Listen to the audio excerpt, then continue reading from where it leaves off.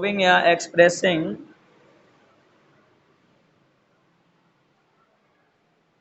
Result, इस नाम से बच्चों आएगा, ठीक है, पेपर में। शोविंग कह सकते हो या एक्सप्रेसिंग कह सकते हो, दोनों चलेगा, और रिजल्ट के नाम से आ जाएगा, ठीक। अब जरूरी क्या है, कौन कौन से वर्ड आएंगे वो एक बार रिवीजन कर लें। हाँ बोलिए, बोलिए बच्चे। 11 बजे से आज भर एडजस्ट कर लो, कल से टाइम चेंज हो जाएगा। 11 का आप लोग, अच्छा 11 का रेगुलर लेक्चर स्टार्ट होगा तभी होगा छुट्टी। अब इसमें देखिए क्या लिखा है, adverb class of result, showing या एक्सप्रेसिंग रिजल्ट, ठीक है। अब जैसे so, therefore, to,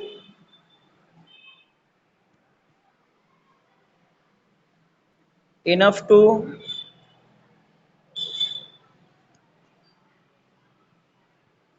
so that, उसके अलावा सच डैट, बराबर है। अब देखिए जरूरी क्या है, हमें ये सब के फॉर्मेट्स याद होने चाहिए, समझे आप लोग।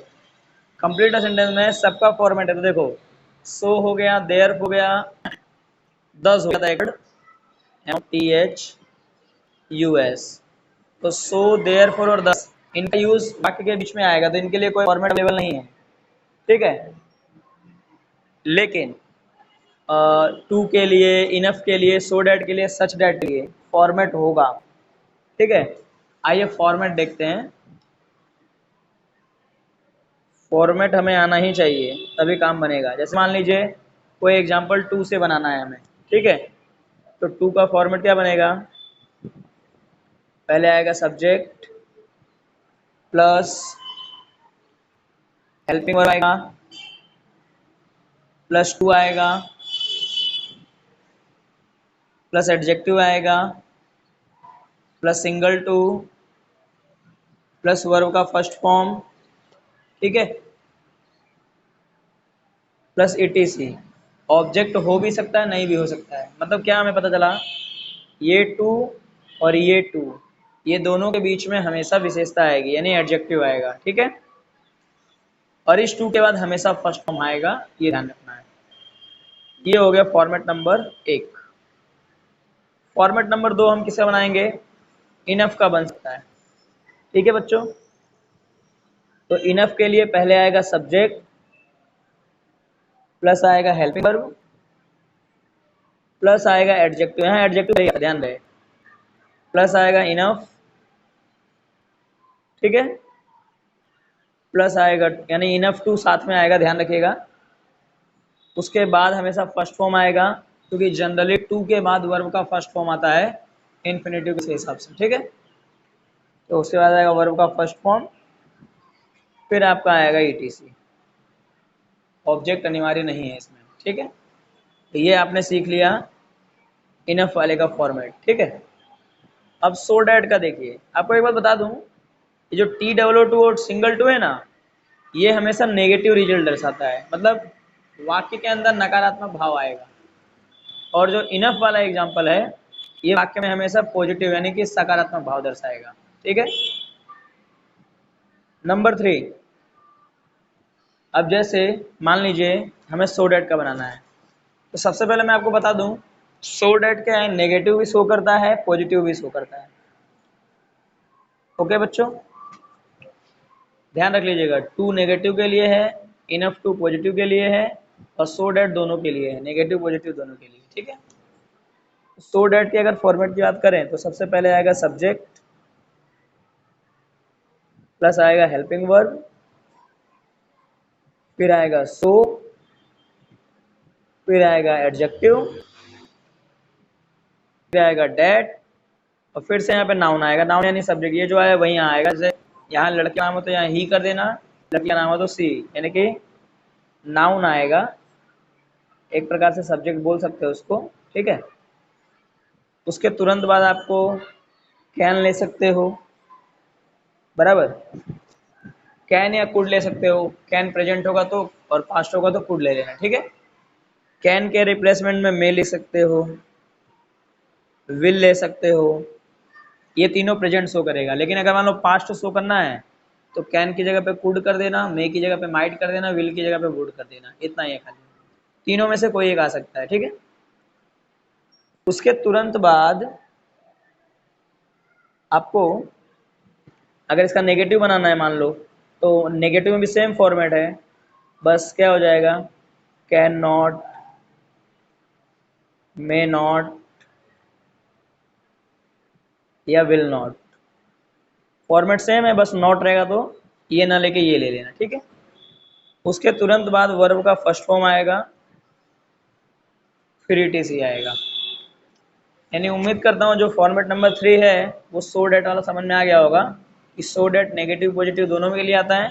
अगर पॉजिटिव है तो तीनों में से कोई एक ले लो, फिर वर्ब का फर्स्ट फॉर्म ले लो, फिर ईटीसी। और नेगेटिव है तो ये तीनों में से कोई एक ले लो, फिर वर्ब का फर्स्ट फॉर्म, फिर ईटीसी। यानी स्टार्टिंग ऐसा ही होने वाला है। तो ये अगर याद होगा आपको तब आप जाके कोई भी उदाहरण अच्छे से बना पाएंगे, ठीक है। चलिए एक फॉर्मेट और है सच का। सच का भी वही सिस्टम है, नेगेटिव पॉजिटिव दोनों के लिए ले सकते हैं, ठीक है। चलो तो इसकी शुरुआत भी किससे होगी, सब्जेक्ट से। अब सच में कैसा है, हेल्पिंग वर्ब या वर्ब दोनों में से कोई आ सकता है। उसके बाद सच आएगा, ठीक है। उसके तुरंत बाद आपका आर्टिकल आएगा, ठीक है। आर्टिकल मतलब ए या एन में से कोई भी एक आएगा, ठीक। उसके बाद एडजेक्टिव आएगा। एडजेक्टिव मतलब विशेषण होता है। एडजेक्टिव के बाद नाउन आएगा। उसके तुरंत बाद डेट आएगा। मतलब कहने का मतलब क्या हुआ, ये सच और डेट भी तीन वस्तु आ रहा है। ये ए या एन, उसके तुरंत बाद विशेषता, फिर नाउन, तीन चीज आएगा, फिर डेट आएगा, ठीक है। उसके बाद फिर से सब्जेक्ट आया आपका, ठीक है, और किसी भी प्रकार का हेल्पिंग वर्ब, फिर एटसेट्रा। इस तरीके से सच का फॉर्मेट हो जाएगा। तो 1 2 3 4 सोविंग या एक्सप्रेसिंग रिजल्ट के अंदर ये चार का ही फॉर्मेट बनेगा।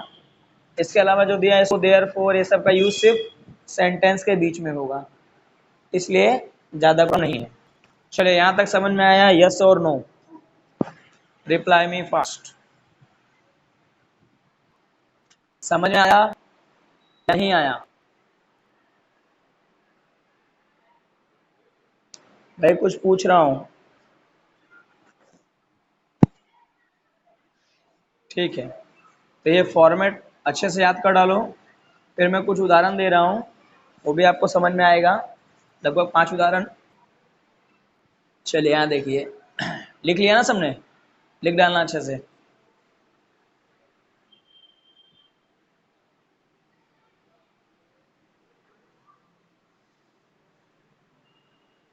कंप्लीट द सेंटेंस, बराबर। नंबर 1,